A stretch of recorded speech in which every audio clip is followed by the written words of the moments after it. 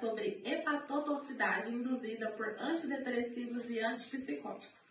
Os integrantes do grupo são Álvaro, Ana, Cecílio, Guilherme, Ellen, Isabela, João Paulo, Laisa, Hanna, Tiago e Yasmin. Aí a gente vai estar te mandando um slide para você acompanhando junto com a gente no vídeo. Então, primeiro a gente vai falar sobre a introdução, né, sobre o que é a hepatotoxicidade. Então, esse artigo científico, né, que você enviou para a gente, ele fala sobre o quê? Que a hepatotoxicidade é um dano, né, no fígado, que é uma preocupação crescente. E ela é associada ao que? Ao uso de diversos medicamentos, como a gente pode ter. Então, a hepatotoxicidade, né, ela pode ter vários medicamentos como LANs, alguns medicamentos como corticoides. Porém, nesse artigo, ele explora bastante sobre a hepatotoxicidade relacionada ao uso de antidepressivos e antipsicóticos. Então, né, cada ano a gente está vendo que a população usa mais e mais antidepressivos e antipsicóticos. E por isso a gente tem cada vez mais, né, mais casos de hepatotoxicidade do fígado. E nesse artigo, né, ele trouxe então para a gente que a lesão do fígado induzida por fármacos e drogas, ela tem sido subestimada. Porque muitas das vezes tem um diagnóstico incorreto, acaba levando a achar que aquela hepatotoxicidade não é decorrente daquele fármaco, e sim de outras causas. E eles não trazem tanto, então, assim, os diagnósticos corretamente sobre os antidepressivos e antipsicóticos. Além disso também, eles falaram que é muito difícil fazer ensaios clínicos. Tem uma dificuldade muito grande de realizar ensaios clínicos para mostrar que realmente aqueles fármacos, né, os antidepressivos e os antipsicóticos estão trazendo esse dano ao fígado. E falando então, né, dessa lesão que a gente tem ali no fígado, a gente tem que, antes de começar, né, a destrinchar assim, de fato o que é a lesão, como que ela ocorre, a gente tem que lembrar que ela tem dois tipos. A gente tem a lesão idiosincrática e a lesão intrínseca. O que é essa lesão idiosincrática? É aquela não dependente, ou seja, ela não é dose dependente. A pessoa, pelo próprio metabolismo dela, ela acaba tendo mais predisposição a ter, né, a lesão induzida por fármacos. Então, não é porque é uma dose muito alta ou porque é a dose muito baixa. É realmente idiosincrática, é dependente dela mesmo, do organismo dela.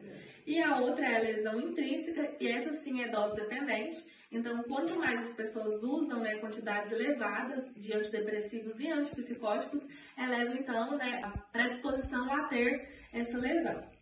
E então agora a gente vai entender um pouquinho de como que ocorre, né, essa lesão. Então a gente tem aqui, né, alguns exemplos, porque assim, quando a gente está lendo o artigo, existem diversas formas, diversos mecanismos que os antidepressivos e os antipsicóticos podem levar. Porém, como o nosso tempo é pequeno, eu vou dar exemplos aqui de alguns apenas, né, de alguns tipos de mecanismo, que no geral, mais ou menos, vai ser tudo a mesma coisa. Então, como que vai acontecer essa lesão? Então, aqui eu trouxe, né, dois exemplos, o antidepressivo como a amitriptilina e a imapramina, e antipsicóticos, clorpromazina e risperidona. E aí, como que vai acontecer? Então, quando, né, esses antidepressivos ou esses antipsicóticos caem no corpo, eles vão ser metabolizados. Quando eles são metabolizados, eles vão estar lá no fígado. Lá no fígado a gente tem o que? A proteína lá, P450, que ela é responsável por fazer o quê? Fazer toda essa metabolização e favorecer que eles sejam melhor eliminados pelo nosso organismo. Então, essas proteínas, elas servem para poder fazer esse metabolismo final ali e favorecer essa eliminação mais facilmente desses metabólitos do nosso corpo. Então, a P450 tem dois mecanismos ali que esses antidepressivos e antipsicóticos podem prejudicar. Uma coisa é elas inibir a P450. Então, ou os antidepressivos ou os antipsicóticos vêm aqui e inibem a P450. Se ela inibe a P450, esses metabólitos vão continuar ativos ali, reativos no nosso corpo, e aí vão acabar levando, né, lesão no nosso fígado. Vai alterar proteínas, lipídios, diversos ácidos nucleicos, que vão causar o quê? A alteração da função e estrutura dos hepatócitos. E o outro modo seria de que forma? A P450 não é inibida, ela continua ali, só que depois que tem o processo pela P450, a gente sobra ali metabólitos ativos, ou seja, metabólitos reativos ainda. E esses metabólitos, de novo, vão levar à alteração da função e estrutura dos hepatócitos. E essa lesão, né, a longo prazo, o que vai acontecendo? vai fazendo alteração de função da estrutura. Dia após dia, a pessoa vai consumindo cronicamente, né, esses antidepressivos e antipsicóticos. Então, o fígado normal aqui, né, todo feliz, lindo, rosinha. E aí, depois começa a sofrer, então, a alteração, né, desses metabólicos. Aí ele passa para a esteatose hepática, que é quando a gente tem aquele acúmulo de ácidos graxos e gorduras no fígado. E aí vai desencadear um processo inflamatório, levando a esteatohepatite. Depois dessa esteatohepatite, se ela permanecer cronicamente ali, o pessoal não parar, né, não foi identificado, e ele parar de consumir, não parar de consumir, né, esses fármacos, leva a cirrose. E uma das coisas assim que é muito difícil de diagnóstico é porque muitas das vezes esses sintomas eles são diversos. Então o paciente pode ter sintomas ou pode ser assintomáticos. E quando ele tem sintomas, muitas das vezes são sintomas inespecíficos, como por exemplo febre, cansaço, dor muscular, erupções cutâneas, que várias outras doenças também podem levar. E ele também pode ter icterícia. A icterícia sim poderia ser um sinal de alerta para pensar no fígado, mas os outros sintomas acaba que não são, né, tão específicos de hepatite ou de alguma lesão no fígado. Então acaba que o paciente, quando chega a procurar ajuda, ele já está no último, né, que é a cirrose hepática, e aí já não tem mais o que fazer além de transplante do fígado. Boa noite, Josi. Meu nome é Álvaro. Eu vou estar falando sobre o principal objetivo do artigo, que é investigar a hepatotoxicidade induzida por antidepressivos e antipsicóticos. Vale ressaltar que os antidepressivos e os antipsicóticos podem causar hepatotoxicidade mesmo em doses terapêuticas, o que é um dado muito preocupante, visto que o artigo mesmo traz que, segundo a OMS, de 2005 a 2015, houve um aumento de 20% nos casos de depressão no mundo. Então, consequentemente, a gente tem um maior número de uso, né, de medicação, de antidepressivos, né, no caso, e automaticamente a gente tem um maior dano, né, induzido pelo uso dessas medicações. E como objetivo secundário, o artigo identifica os principais medicamentos envolvidos e avalia a gravidade da hepatotoxicidade e propõe medidas de prevenção também. O artigo salienta que na hora da escolha da medicação é muito importante ela tem que ser especializada, né? Você tem que entender a realidade do paciente. Então é importante você pesquisar se o paciente tem diabetes, que aí a terapêutica muda, se o paciente tem uma doença hepática, né? Se ele é hepatopata, se o paciente faz o uso de outras medicações, né? Com as interações medicamentosas também pode alterar essa metabolização no fígado.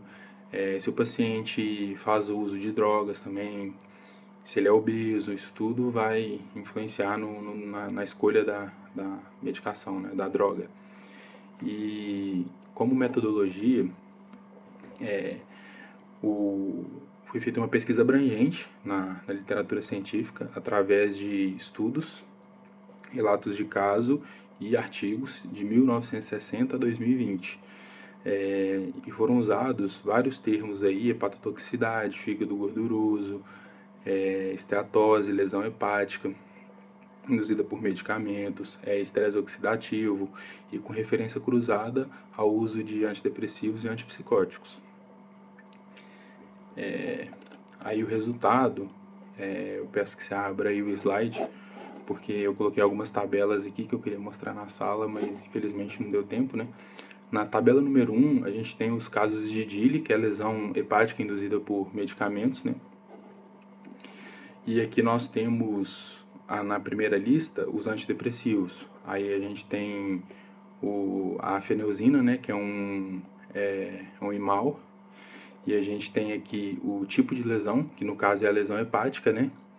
E tem um mecanismo suspeito aqui também, que é a origem metabólica e genética. E o efeito hepático aqui também tá bem descrito aqui. No caso, aqui tá atenuar o acúmulo de lipídios. Tem também da imipramina também, né? Que é pró-oxidante. Tem vários medicamentos aqui. A amitriptilina, que é um tricíclico, né? Então aqui tem pró-oxidante, esteatogênico. E vale lembrar que todos esses estudos foram realizados tanto in vitro quanto em animais, né? Então tem bastante material, né? A fluoxetina, que é um inibidor seletivo da recaptação de serotonina também, aqui no tipo de lesão tem vários estudos aqui, causando hepatite aguda, hepatite colestática, e aqui também comprova, né? Comprova sim, né? Tem vários estudos, né, dizendo que ela é esteatogênica, então que ela tem essa capacidade de vir a trazer essa esteatose, né? Essa gordura no fígado. Ela é pró-oxidante também. Aí na segunda tabela a gente tem os casos de lesão induzida a medicamento, né, dano hepático induzido por medicamento, só que a gente tem em vez dos antidepressivos, a gente tem os antipsicóticos. Então a gente tem aqui o haloperidol, a gente tem a clorpromazina. No caso, o haloperidol e o clorpromazamina são os de primeira classe, né? Então aqui tem o tipo de lesão, né? Cirrose biliar, e a icterícia crônica, e aqui o efeito hepático, que eles são esteatogênicos também, pró-oxidantes. Tem a risperidona aqui também, que já é segunda classe, né? No caso de tratamento para antipsicótico, né? Normalmente esquizofrenia, etc. Mas ela aqui também fala que ela é esteatogênica, etc. Então, essas tabelas aí. E é isso. Aí os resultados eu vou estar passando aí pra frente.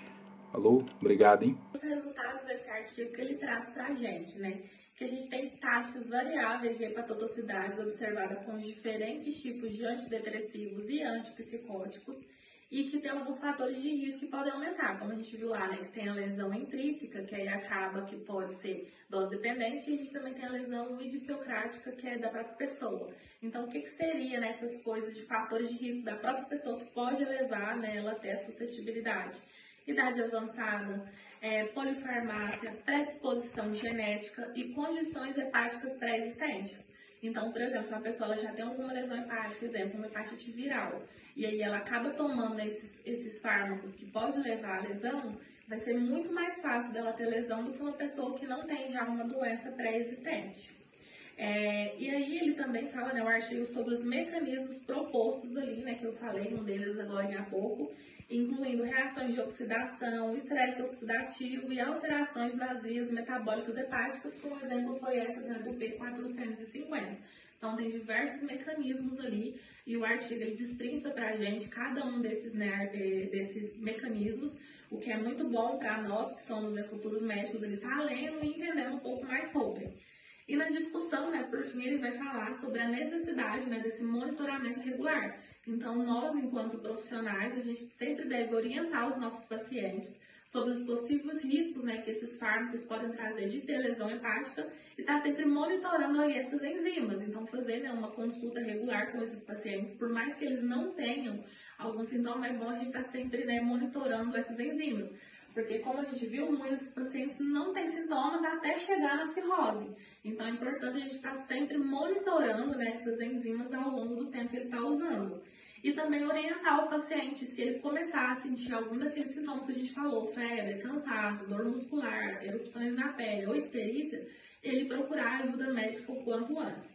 E aí ele fala também, né, sobre a exploração de estratégias para mitigar a hepatotoxicidade, como doses ajustadas e monitoramento frequente, foi o que a gente falou. Então, assim, tentar ajustar essa dose, não dar uma dose tão elevada. Por isso que a gente sempre começa da dose mínima até a máxima, né? Porque não tem necessidade de a gente começar na máxima. Muitas vezes o paciente com uma dose mínima já consegue ter um efeito terapêutico desejado. Então, por fim, é isso, né? A gente preza muito por isso, pra gente estar sempre ressaltando que a gente sempre deve falar com os pacientes, pedir para eles mesmos se, né, tá sempre olhando para si, quais sintomas eles estão sentindo, e a gente também ficar fazendo esse monitoramento regular. Medicações antidepressivas e antipsicóticas possuem fatores variáveis de hepatotoxicidade. E tudo vai depender também de fatores de risco, como, por exemplo, idade avançada, predisposição genética, entre outros. O mecanismo proposto dessa ação varia, como, por exemplo, em reações oxidativas, estresse oxidativo, além de alterações no metabolismo hepático. Por isso, há necessidade de monitoramento em tempo real desses pacientes que estão fazendo uso de psicofármacos. havendo necessidade de monitorizar a função hepática desses pacientes. É necessário tomar ações individualizadas, pois cada paciente vai ter um fator de risco diferente, vai ter uma resposta diferente. Portanto, esse estudo ele visa adequar a prática clínica no uso de antidepressivos e antipsicóticos, guiando uma melhor clínica, uma melhor terapêutica, mais eficaz e mais segura.